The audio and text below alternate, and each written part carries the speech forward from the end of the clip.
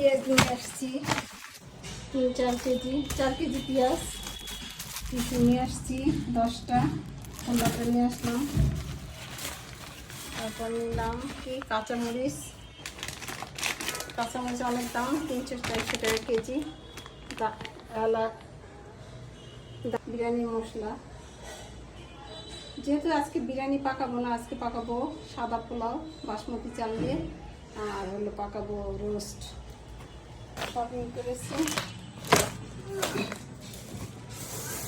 তারপর নিয়ে আসলাম টমেটোগুলো অনেক বড় বড়।